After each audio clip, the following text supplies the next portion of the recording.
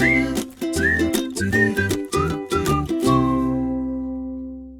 oi, oi, oi, oi! Se você chegou até aqui, você chegou para minha série de vídeos, o EAD, onde eu vou contar toda a minha trajetória no EAD nos 14 anos, há muito tempo atrás, em 2007, que eu tive a minha primeira experiência EAD.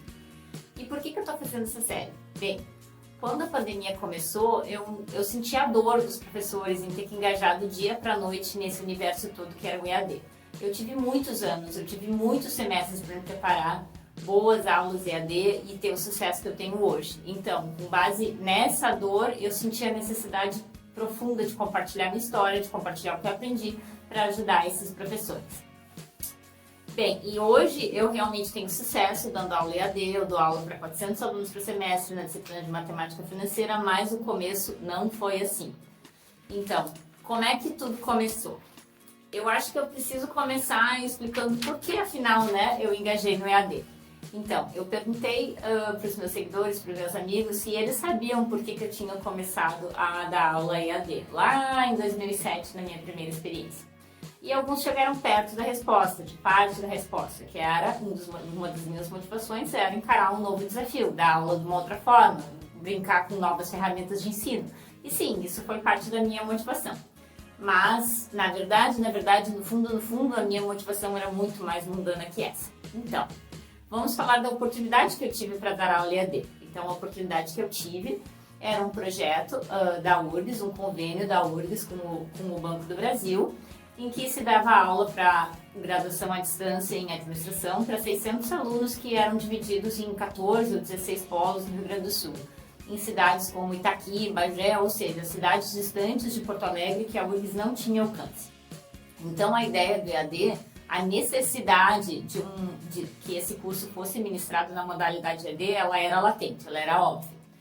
Bom, e foi apresentado para os professores, então, da universidade, que faziam parte do currículo. Então, o departamento de matemática fazia parte do currículo em duas disciplinas, uma disciplina que era de cálculo, álgebra linear e geometria analítica, e uma outra disciplina que era matemática financeira. Então, foi apresentado para os professores essa possibilidade. E como havia esse convênio com o Banco do Brasil, uma vez que metade dos alunos do curso eram funcionários do Banco do Brasil, tinha dinheiro envolvido, então tinha um patrocínio do Banco do Brasil e a gente recebia como professor um valor substancial para fazer parte do projeto. E eu, lá no início da minha carreira, precisando pagar meu apartamento, engajei nisso daí. Então a minha motivação para começar em EAD é a mais mundana de todas, para ganhar um dinheirinho a mais. E apesar dessa motivação mundana, foi tudo que nem diz o ditado, por linhas tortas. Como é que é mesmo o ditado, filha? A minha filha também ajudou na gravação. Se escreve certo por linhas tortas. Deus escreve certo por linhas tortas. Então, quando eu engajei nesse sistema EAD, eu mudei muito do que eu pensava sobre EAD. Na verdade, eu não pensava muitas coisas. Eu nem sabia se era possível aprender matemática em EAD. Assim como meus colegas, eu também tinha essa dúvida. Será que é possível ensinar matemática nessa metodologia à distância para um aluno? Porque a gente está acostumado a sentar junto com os alunos e explicar a matemática, olhar olho no olho, ver o que eles não entenderam, perceber mesmo sem eles falarem que eles não estão entendendo, buscar outra forma de explicação. E daí eu tinha essa dúvida. Será que era possível, numa modalidade EAD, assim, usando chats, usando vídeos, usando materiais prontos, ensinar matemática? Bem, e essa experiência, ela mudou tudo que eu pensava sobre esse respeito. E realmente eu saí dessa experiência acreditando que sim, era possível ensinar algo que não é tão simples como cálculo diferencial integral em modalidade à distância. E alguns colegas me perguntaram, mas como é que tu sabe que ele aprendeu com vocês no EAD, que os alunos aprenderam cálculo com vocês no EAD e não aprenderam por outros recursos, ou com professor particular, ou com os livros, ou enfim. E eu tenho para mim a indicação de que eles aprenderam isso pela primeira vez e conosco por uma coisa muito sutil. Então, o ano disso aí era 2007.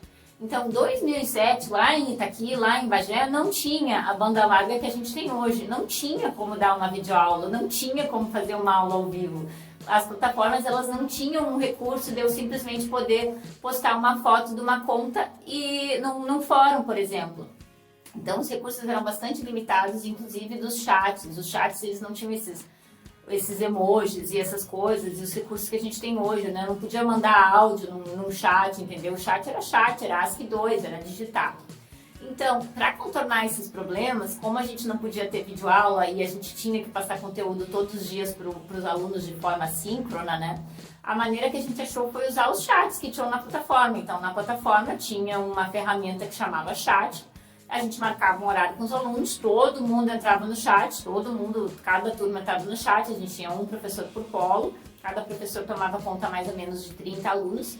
A gente tinha um roteiro de aula e a gente fazia aula pelo chat, gente. Isso é muito old school, eu não sei se alguém passou por essa experiência. E para contornar a questão da digitação em matemática, pensa bem, eu não sei quantos de vocês conhecem matemática, mas em cálculo diferencial integral a gente tem que escrever tipo integrais, os símbolos da derivada. Então tem toda uma simbologia que não tem no nosso teclado normal. Então a gente fez uma folhinha para eles que era tipo um dicionário, tipo uma linguagem nova que a gente chamou matematiquês. E daí eles escreviam, então se escreviam integral, por exemplo, de A a B, eles escreviam int, underline, A a B. Assim que nem a gente escreve no LaTeX, que é uma linguagem que a gente tem para escrever matemática. E para minha surpresa, quando eles foram fazer a prova presencial escrita, que era uma obrigatoriedade fazer a prova presencial escrita, eles não usavam os símbolos comuns que a gente encontra nos livros ou que eles teriam aprendido com o professor. Eles usavam, para fazer as contas, o matematiquês dos chats. Não tinha necessidade, né? Eles podiam usar os símbolos de integral, isso e aquilo, mas para nossa surpresa alguns deles usavam os símbolos dos chats. Ou seja, eles realmente aprenderam aquilo pelo chat, a ponto de internalizar aquela linguagem como linguagem de cálculo.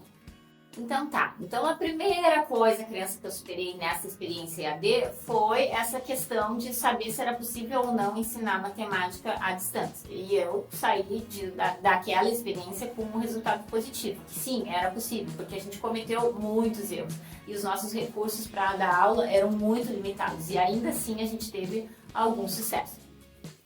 A próxima coisa que mudou a minha visão sobre EAD nessa experiência foi o seguinte. Então, eu não tinha muita noção do que seria um aluno EAD, né? E nessa experiência, eu fiquei muito impressionada com a motivação dos alunos para aprender. Então, eles sabiam, esses alunos dos polos do interior do Rio Grande do Sul, eles valorizavam muito a oportunidade que estava sendo entregue a eles, né? Eles não tinham uma universidade, né, do padrão da URGS nas proximidades de onde eles moravam. Então, era a URGS indo até eles e eles abraçaram essa oportunidade com unhas e dentes. E eu fiquei muito contente com isso e no meu inconsciente, no meu imaginário, ainda que não seja para todo o curso EAD, é essa visão que eu tenho do aluno EAD. Eu conversei muito com os alunos, inclusive pessoalmente, a gente fez algumas festinhas, churrascos, enfim, né? Que saudade, né, nesse tempo de pandemia. Então, naquela época a gente fez isso e eu pude conversar com alguns desses alunos sobre como é que era o curso, como é que eles faziam, como é que eles se organizavam. E eu fiquei muito impressionada com tudo que eles tinham de dificuldade, desde equipamento, desde internet, desde família, desde horário de estudo, desde a unidade de grupo que eles tinham para estudar. E eu fiquei muito impressionada com, de novo, né, o quanto eles eram motivados e o quanto eles conseguiam superar as dificuldades, às vezes junto com os professores no caminho, para conseguir completar o curso. Então, eu saí dessa experiência com essa mudança, assim, né, de como é que era o aluno EAD, de que era possível ensinar matemática, e também do perfil desse aluno, né? É um perfil de aluno que ele vê uma oportunidade, né? Para muitos alunos que cursam EAD, aquela é a única forma que eles têm de cursar e eles abraçam aquela oportunidade, superam as dificuldades com muita garra, muita determinação. E se eu, Manuela, viesse a contratar um profissional e eu tivesse na minha frente um candidato que se formou via EAD, outro candidato que fez o mesmo curso numa universidade de mesmo calibre presencial, provavelmente o aluno EAD, o candidato que se formou EAD, sairia em vantagem comigo, por essas razões, e porque eu acredito que o EAD, pelas ferramentas que ele lida, pela autodisciplina que ele exige, pela essa habilidade de superar as dificuldades que ele exige, superar e resolver problemas que ele exige, eu acredito, para mim, que o EAD, ele trabalha muito mais habilidades que são necessárias nos dias de hoje do que o presencial. É essa e é isso que eu acredito. E, gente, isso é tão verdade que nesse semestre, além de professora na universidade, eu também sou aluna na universidade. Então, alguns anos atrás, eu decidi que eu queria cursar astrofísica. Então, eu sou aluna de graduação em astrofísica na universidade. E com a pandemia, com o ensino remoto emergencial, eu tive que, como aluna, experimentar o EAD. E, olha, não foi fácil. Eu teria que fazer 6 cadeiras nesses 2 semestres que passamos e eu consegui fazer uma cadeira, porque eu, como mãe, como professora, não consegui dar conta de tudo. Me faltou aquela garra, aquela determinação para superar as dificuldades. Então, por isso que me faz, nesse período, eu me engajei ainda mais em admiração aos alunos que abraçam essa modalidade, superam as dificuldades e conseguem o tão sonhado diploma. Bom, e era isso que eu tinha para contar para vocês desse primeiro vídeo sobre a minha primeira experiência com EAD. Espero que vocês tenham gostado. No próximo vídeo eu vou contar um pouquinho mais dos detalhes dessa experiência, de como nós éramos uma equipe de 4 professores, 5 professores na verdade, como nós 5 professores organizamos a disciplina, pensamos a disciplina, fizemos as estratégias EAD, o que deu certo, o que não deu certo, nossos primeiros erros. Tá? Então, eu te aguardo para o próximo vídeo, nossos primeiros erros. Até lá!